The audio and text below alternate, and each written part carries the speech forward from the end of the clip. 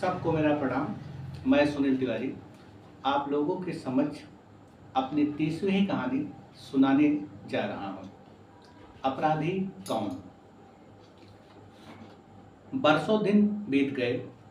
चंदनपुर की भूमि पर आसमां खुशियों की बारिश से तपती भूमि को प्रेम से सींच रही है।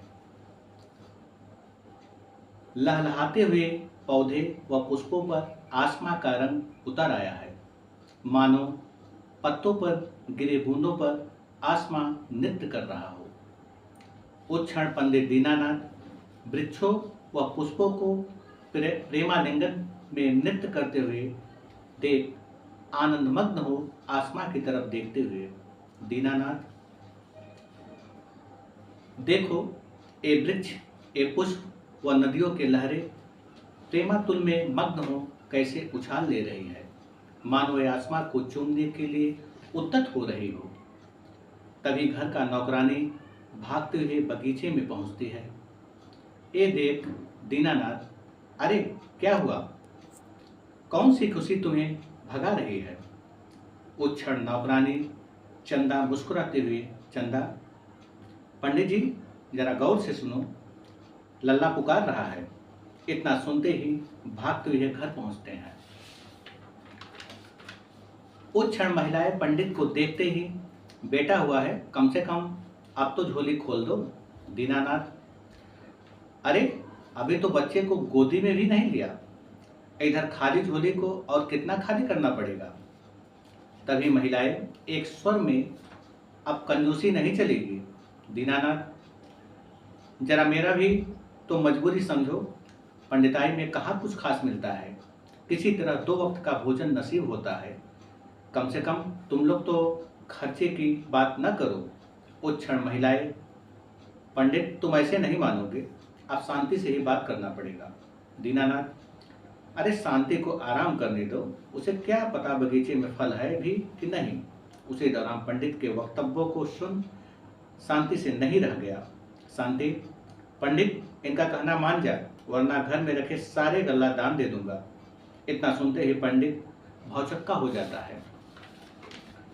दीनानाथ, अब आप लोग शांत रहिए, शांति जैसा कहेगी वैसा करना पड़ेगा। तभी महिलाएं, ये हुई ना बात, अब तो पंडित मुस्कुरा दो। इतना कहते हुए सब के सब महिलाएं चली जाती हैं। इधर पंडित अपनी पत्नी के पास पहुंच, दीनानाथ, ए पंडिताइन, क्या करना पड़ेगा। शांति, कम से कम गांववासियों को भोजन तो खिला दो।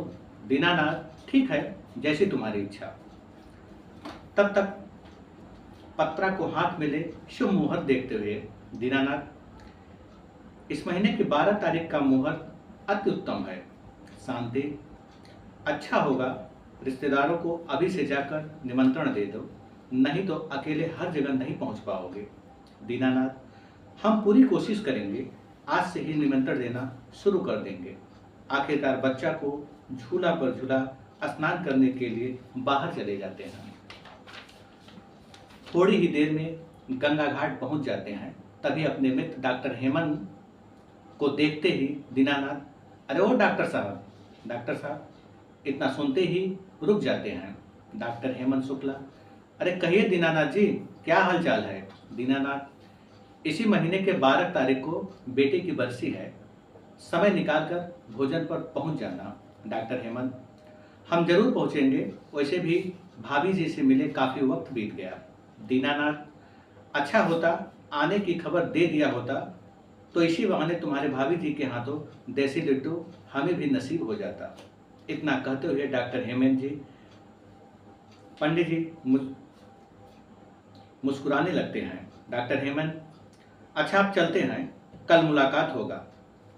दीनानाथ, ठीक है डॉक्टर साहब। डॉक्टर हेमंत, अरे यार, कितनी बार कहा है मुझे डॉक्टर साहब न बोलकर।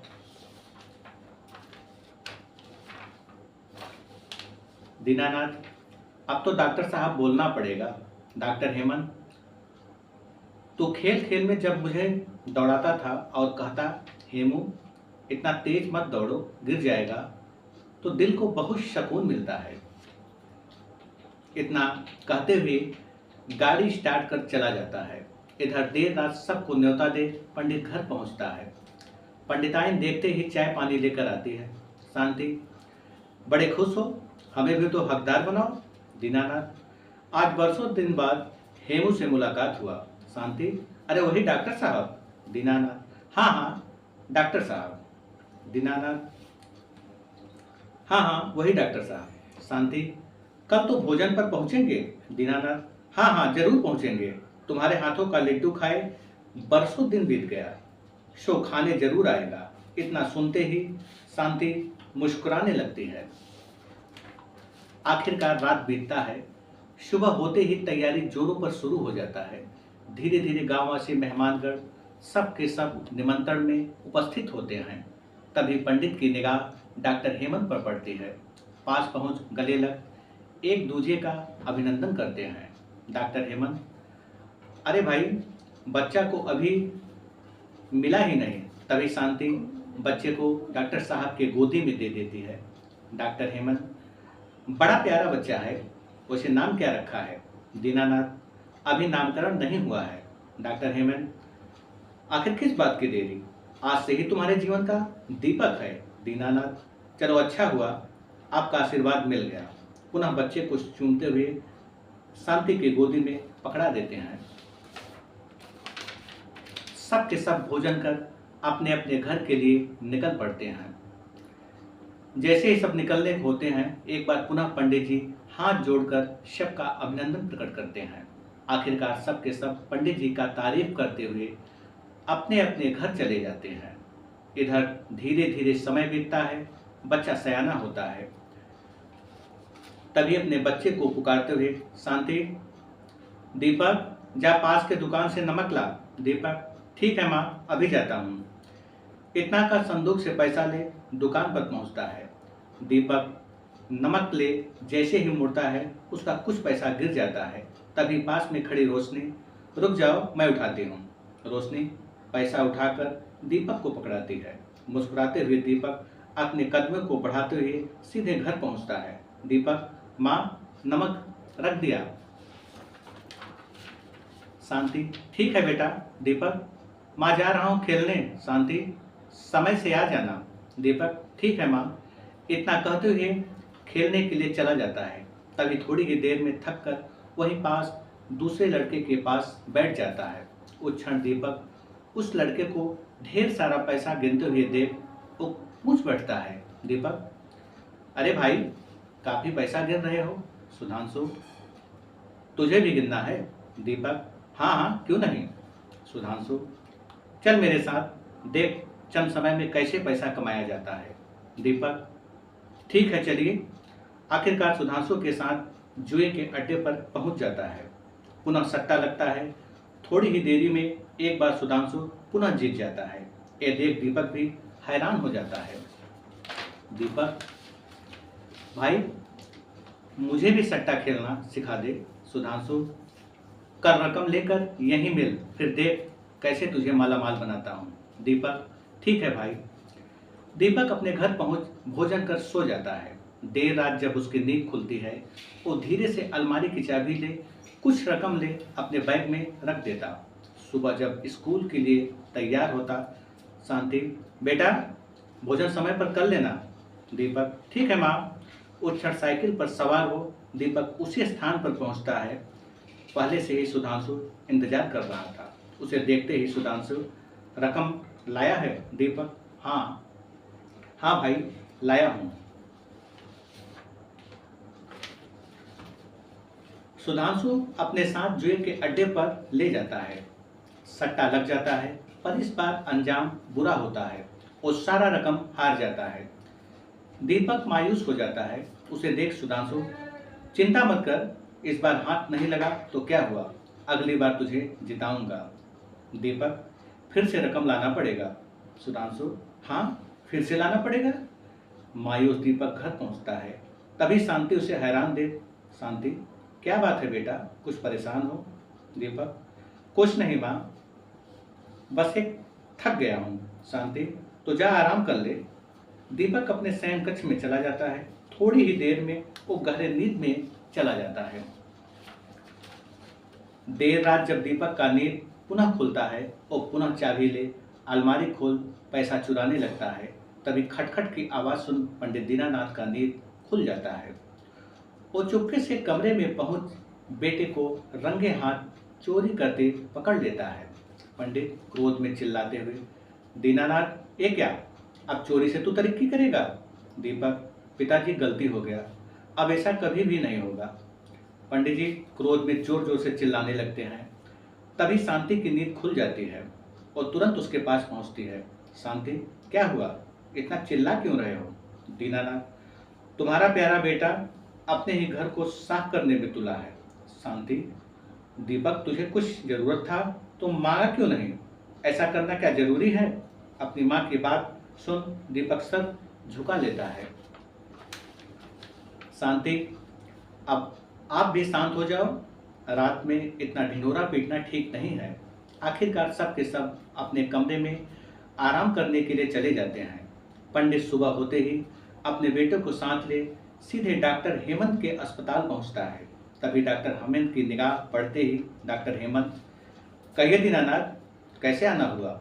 दीनानाथ, हेमू, मुझ पर एक कृपा करना। डॉक्टर हेमंत, एक कैसी बात कर रहा है? तू मेरा मित्र है, तेरा मुझ पर हक बनता है, बोल क्या बात है? दीनानाथ, दीपक को कोई काम दे दो। डॉक्टर हेमंत, अभी तो इसका खेलने कूदने का उम्र है। दीनानाथ, खेलना कूदना बहुत हो चुका है, अब बस इसके लिए कोई काम ही बेहतर होगा। डॉक्टर हेमंत, ठीक है दीनानाथ, कुछ करते हैं।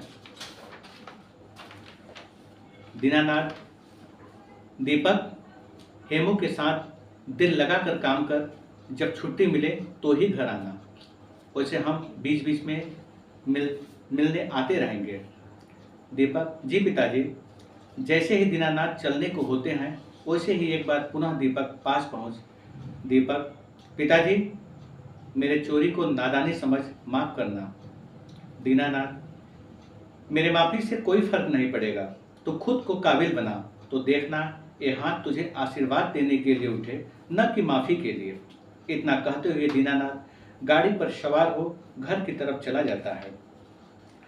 इधर डॉक्टर हेमंत दीपक को केबिन में बुलाते हैं। डॉक्टर हेमंत, दीपक मार्केट से दवा लाने का काम तुम्हारा होगा। जी सर।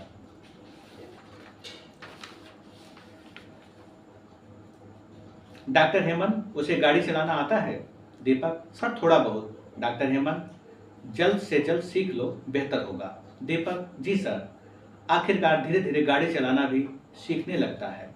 उधर मार्केट से जरूरी दवा अस्पताल ले आने लगा। उसके काम से डॉक्टर साहब भी प्रभावित हुए। डॉक्टर हेमंत, दीपक बहुत खूब, और भी मेहनत करो, क्योंकि मेहनत ही इंसान को सफल बनाता है। दीपक, जी सर। तभी रोशनी केबिन में आते ही, रोशनी, पापा मेरी गाड़ी छूट गया। डॉक्टर हेमंत, कोई बात नहीं बेटा, दीपक तुम्हें छोड़ देगा। रोशनी, जी पापा। अंतर दीपक के गाड़ी पर सवार हो रोशनी कॉलेज के लिए निकल पड़ती है। तभी रास्ते में रोशनी, अब तो हाथ से पैसे नहीं छूटता। मुस्कुराते हुए दीपक, अब तो मेहनत करते हैं इसलिए संभलना सीख गए हैं। तभी बातों बातों में कॉलेज पहुंच जाते हैं। रोशनी उस क्षण अपने दोस्तों से परिचय कराते हुए, रोशनी, दीपक, इनसे मिलो, सनी, और ये राहुल और ये अभिनव, ये मेरे सबसे अच्छे दोस्त हैं। दीपक सबसे हाथ मिलाकर गले लगते हुए एक दूसरे का अभिनंदन करते हैं। रोशनी, आज से मेरे दोस्तों में एक और इजाफा हो गया, अब दीपक भी शामिल हो गया। सनी, आज का दिन हम सबके लिए खास है। राहुल, खास तो होगा ही, क्योंकि दीपक की रोशनी हमारे साथ है। तभी घंटी बजती है। अभिनव, चलो भाई, क्लास का समय हो गया है। रोशनी, दीपक, शाम को 4 बजे तक आ जाना। दीपक, ठीक है, 4 बजे तक पहुंच जाएंगे। इतना कहते हुए दीपक अपने गाड़ी पर सवार हो चला जाता है। इधर तब तक सब के सब क्लासरूम में पहुंच जाते हैं। थोड़ी ही देर में प्रोफेसर रैदास का आगमन होता है। प्रोफेसर रैदास, आज का विषय है अणुवाद। एक अणु की संरचना को पूरी तरह से तोड़कर अंतिम संरचना को जाना जा सकता है। अणु को जितनी बार विभक्त करोगे उतनी बार त्रिश्रंखला के रूप में प्रकट होता चला जाएगा। त्रिश्रृंखला का क्रमबद्ध विकास का कोई अंत नहीं है। यह यात्रा ब्लैक होल जाने के जैसा होगा।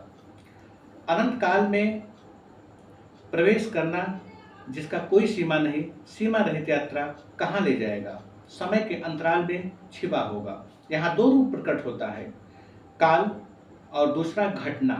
काल ही किसी रूप में घटित हो रहा है। जब तक क्लास का समय पूरा हो जाता है, प्रोफेसर रैदास आज के लिए इतना ही। तत्पश्चात क्लासरूम कक्ष से प्रोफेसर बाहर चले जाते हैं। इधर सनी, राहुल और अभिनव घूमते टहलते पुराने पार्क में पहुंचते हैं। तभी सनी, राहुल अब काफी विलम्ब हो रहा है, आखिर कब तक रोशनी को यूं ही देखते रहेंगे। राहुल, हाँ यार, तेरा कहना ठीक ही है, पर उसे कैसे और कहाँ बुलाया जाए। तभी अभिनव मुस्कुराते हुए, अभिनव, एक काम मुझ पे छोड़ दो, अगले शनिवार को अपने जन्मदिन के बहाने बुलाएंगे। उसी रात हम तीनों उसे छोड़ने के लिए जैसे ही अपने घर से निकलेंगे, उस दौरान रास्ता बदलते हुए सीधे जंगल के पुरानी कंदरा के पास होंगे। जो करना होगा वही करेंगे। सनी, इतनी आसानी से वो मानने वाली नहीं है राहुल। अरे उसके जोश में वाइन की मात्रा इतना मिला देंगे तो चाह कर भी कुछ नहीं कर पाएगी। अभिनव, देख रोशनी आ रही है। तब तक रोशनी पास पहुंच जाती है। देखते ही सनी, रोशनी, अभी तक तुम्हारा गाड़ी नहीं आया। रोशनी, कोई बात नहीं, दीपक आता ही होगा। अभिनव, अगले शनिवार को मेरा बर्थडे है, तुम्हें आना ही होगा। रोशनी, ठीक है, हम पूरी कोशिश करेंगे।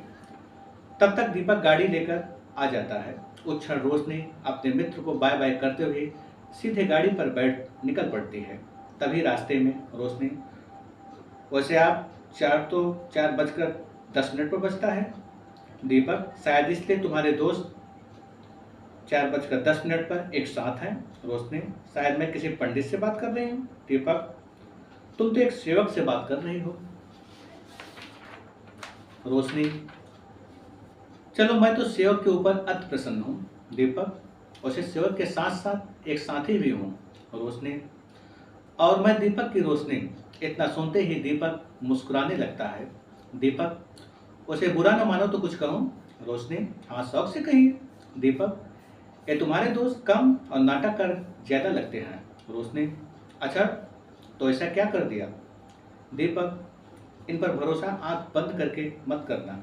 रोशनी, मेरे दोस्त के प्रति ऐसा सोच रखना उचित है। दीपक, तुम्हारे प्रति हमदर्दी रखना ज्यादा माने रखता है। तब तक बातों बातों में घर पहुंच जाते हैं। गाड़ी से नीचे उतरते वक्त रोशनी जानकर खुशी हुई, कोई मेरा इतना हमदर्द है। उस क्षण सीधे दीपक अपने गाड़ी पर सवार हो हॉस्पिटल चला जाता है। इधर दीनानाथ अपनी पत्नी शांति के साथ काफी देर से बेटे का रात देह रख रहे थे। तब तक दीपक गाड़ी ले आ ही जाता है। अपने माँ बाप को देखते ही पैर छू आशीर्वाद देता है। दीनानाथ, बेटा, तू मुझसे मिलने नहीं आया, कहीं तू नाराज तो नहीं है। दीपक, पिताजी, मैं बहुत खुश हूँ, ये सब आपकी कृपा है। यदि आपने फटकार न लगाया होता तो ये खुशी उपलब्ध न होता। इतना कहते हुए पिताजी के गले लग जाता है। दीपक, माँ, अब तू देर मत कर, ये टिफिन मुझे दे दो। शांति, देसी घी का लड्डू तुझे बहुत पसंद है। दीपक, माँ, तेरे हाथ का लड्डू मुझे बहुत पसंद है। शांति अपने बेटे को गले लगाते हुए, शांति, बेटा, जीवन की लहरें धक्का देती है, इसलिए तू परिपक्व बन सको, लेकिन जो इन लहरों को कोसता है वह निश्चय ही गिरे हुए व्यक्ति हैं। उन्हें दुख व निराशा के सिवा कुछ उपलब्ध नहीं होता, लेकिन जो इन धक्कों से प्रेम करता है वे ही सफल व्यक्ति हैं। उन्हें जीवन का तोहफा नसीब होता है, वे ही सफल है और सही माने में आनंद के हकदार हैं। इतना सुनते ही दीपक पुनः अपने माँ के गले लग जाता है। तब तक डॉक्टर हेमंत का आगमन होता है। देखते ही डॉक्टर हेमंत, अरे दीनानाथ, कहिए कैसे आना हुआ। दीनानाथ, बेटे की याद में कदम खुद न खुद चल पड़े। डॉक्टर हेमंत, चलो अच्छा हुआ, इसी बहाने तुमसे मुलाकात तो हुआ। दीनानाथ, हेमू, तुमसे मुलाकात होना मेरे लिए फख्र की बात है। डॉक्टर हेमंत, तुम्हारे जैसा मित्र बड़े सौभाग्य से नसीब होता है। इतना सुनते ही दीनानाथ अपने मित्र को गले लगा लेता है। डॉक्टर हेमंत, चलो अब घर, साथ में भोजन करेंगे। दीनानाथ, हेमो, घर पर कोई नहीं है, भोजन फिर कभी साथ करेंगे। डॉक्टर हेमंत, भाभी जी देखो, अब तुम ही समझाओ, हर बार उधारी नहीं चलेगा। इतना सुनते ही शांति मुस्कुराने लगती है। दीनानाथ, अच्छा हेमो, अब चलते हैं। आखिरकार रिक्शे पर सवार होते होते दीनानाथ, बेटा अपना ख्याल रखना। दीपक, जी पिताजी। तत्पश्चात रिक्शा निकल पड़ता है। अगली सुबह दीपक पुनः गाड़ी ले रोशनी को कॉलेज छोड़ने के लिए निकल पड़ता है और थोड़ी ही देर में कॉलेज पहुंच जाते हैं। तभी दीपक जैसे ही अपनी गाड़ी घुमाता है उस क्षण रोशनी, समय से 10 मिनट पहले आना। दीपक, मैं तो पूरी कोशिश करता हूँ, पर किसी कारण से हमारे कदम थोड़ा पीछे या थोड़ा आगे हो सकता है, पर इस कोशिश में 4 ही बजेगा, ये कहना मुश्किल है। रोशनी, अरे यार तू तो अपना दर्शन बंद कर। तब तक मुस्कुराते हुए दीपक अपनी गाड़ी आगे बढ़ा देता है। तब तक राहुल, अभिनव और सनी अपने बाइक ले पहुंच जाते हैं। देखते ही रोशनी मुस्कुराते हुए, रोशनी, चलो जल्दी करो, क्लास का समय हो गया है। सनी, क्यों परेशान हो रही हो? एक दिन छूट भी जाएगा तो क्या फर्क पड़ेगा? रोशनी, बिल्कुल फर्क पड़ेगा। बुरी आदत ही कमजोरी है, इस कमजोरी को खुद के ऊपर हावी मत होने दो। सनी, रोशनी, हम सब समझ गए, अब और न समझाइए, नहीं तो तुम्हारे ज्ञान की वजह से क्लास छूट जाएगा। इतना सुनते ही रोशनी मुस्कुराने लगती है। तभी चलते चलते रोशनी, अभिनव, तुम्हारा बर्थडे तो आज ही है। अभिनव, हाँ आज ही है। रोशनी, जल्दी जल्दी कुछ गिफ्ट भी नहीं ले पाए। अभिनव, गिफ्ट छोड़ो, बस तुम समय पर आ जाना। रोशनी, बिल्कुल समय पर पहुंच जाएंगे। तब तक बातों बातों में कक्ष में पहुंच जाते हैं। तभी प्रोफेसर रैदास का आगमन होता है। प्रोफेसर रैदास, अणु भी त्रिसंगठक है। त्रिसंगठक जीवन चक्र स्वयं के अनुरूप श्रृंखलाबद्ध रूप से जुड़े रहते हैं। एक दूसरे के लिए ऊर्जा का उद्मोदन करते हैं, जिससे आणविक गति बरकरार रहती है। अणु की भीतरी प्रक्रिया अस्तित्व के अनुसार बढ़ते हैं, इसलिए अणु की भीतरी प्रक्रिया को पूरी तरह अनुभव नहीं किया जा सकता है। वास्तव में अणु के भीतर गति करना ब्रह्मांड में गति करने के समान है। अणु से दूसरे अणु में प्रवेश करने की विधि को नहीं देखा जा सकता। इनकी भीतरी संरचना अपरिमेय है। तब तक समय भी पूरा हो जाता है। प्रोफेसर रैदास, आज के लिए बस इतना ही। इतना कहते हुए कक्ष से बाहर चले जाते हैं। इधर तब तक क्लास रूम से बाहर आते ही चलते चलते अभिनव, रोशनी, आज का दिन याद है? रोशनी, जी हाँ याद है, कहिए। अब इसे सेलिब्रेशन कर दूं? अभिनव, लो हमारा ड्राइवर भी आ गया, चलिए चला जाए। राहुल, जी हाँ चलिए। रोशनी, दीपक आता ही होगा, उसे बताया नहीं है, खामखा वह परेशान होगा, उसे वेट कर लेते हैं। सनी, सफ़र लंबा है, देर हो जाएगा, नहीं तो रात को लौट नहीं पाएंगे। रोशनी, ठीक है चलते हैं, पर उसे बता देते हैं। तभी अपने मोबाइल से दीपक को रिंग करती है। दीपक, हेलो। हाँ रोशनी, कहिए। रोशनी, दीपक तुम घर लौट जाओ, आज अपने दोस्त के बर्थडे में जा रही हूँ। दीपक, अरे कम से कम मुझे पहले से ही बता दिया होता, हम भी तुम्हारे साथ चलते। रोशनी, तुम्हें परेशान होने की जरूरत नहीं है, मैं समय से आ जाऊंगी। इतना कहते हुए रोशनी फोन कट कर देती है। इधर सब के सब गाड़ी पर सवार हो निकल पड़ते हैं। आखिरकार रोशनी फोन कट कर देती है और थोड़ी देर में सारे दोस्त अभिनव के फार्म हाउस पर पहुंच जाते हैं। तभी पार्टी की शुरुआत शुरू हो जाता है। सब के सब नाच गाने में मशगूल हो जाते हैं। तभी राहुल कोल्ड ड्रिंक्स में कुछ नशीली दवा डाल देता है। उसे ड्रिंक्स को किसी तरह रोशनी को पिला ही देता है। तभी रोशनी अचेत होने लगती है। ये देख राहुल और अभिनव अंदर वाले रूम में रोशनी को ले जाते हैं। राहुल, अभिनव तू जा पार्टी रोक और ये कहना रात काफ़ी हो गया है, अब हमें घर चलना चाहिए। अभिनव, ठीक है। तत्पश्चात वहाँ पहुँच म्यूजिक प्लेयर बंद कर, अभिनव, रात काफ़ी हो गया है भाइयों, अब हमें चलना चाहिए। सब के सब दोस्त अपने अपने घर को चले जाते हैं और मौका मिलते ही सनी, राहुल और अभिनव अचेत रोशनी पर टूट पड़ते हैं और बारी बारी से कई बार कुकृत्य करते हैं। इस वारदात को तीनों ने मिलकर वीडियो भी बना लिया। सनी, अरे यार अब बस भी कर, कल के लिए भी तो कुछ छोड़ दो। इतना सुनते ही राहुल, अभिनव मुस्कुराते हुए, राहुल हाँ तेरा कहना ठीक ही है, अभी तो मजे की शुरुआत है, अब तो जी भरकर नदी के लहरों से खेलना है। तत्पश्चात सभी पास वाले कमरे में चले जाते हैं और थोड़ी ही देर में सब के सब गहरे नींद में चले जाते हैं। अगली सुबह जैसे ही रोशनी अचेत अवस्था से बाहर आती है, सर से चादर में लिपट जाती है। उस क्षण अपने दोस्त को धिक्कारते हुए रोशनी, हमारे बगीचे में कोई बहरूपिया घुस आया है, वो हर रात फूलों को तोड़कर पैरों से कुचलता है। एक दिन फूलों को कुचलते हुए गिर गया, अब ये फूल मुस्कुराते हुए उसके कफन की शोभा बढ़ा रहा है। सनी, अपना लेक्चर बंद कर, याद रहे अपने पल को सजो कर रखा है, जब हम बुलाएं तुझे यहाँ आना पड़ेगा, वरना हम तुम्हें जल्द ही पॉपुलर कर देंगे। आखिरकार रोशनी रोते हुए वहां से चली जाती है और चुपचाप धीरे से अपने कमरे में चली जाती है। उस क्षण शीशे के पास बैठ खुद से बातें करते हुए रोशनी, मेरे हाथों की मेहंदी से लहू टपक रहा है, अब ये लहू मेरे मांग की शोभा बनेगा। मैं चुपचाप आंखों से बहते हुए लहू को पोंछती रहूंगी और इंतजार करूं कब ये लहू फूल बनकर मेरे कफन की शोभा बढ़ाएगा। टपकते हुए आंसुओं के साथ यूं ही रात गुजर जाता है। अगली सुबह चंद किताबों के साथ मायूस हो रोशनी अपने द्वार पर खड़ी थी, तभी दीपक गाड़ी लेकर आता है।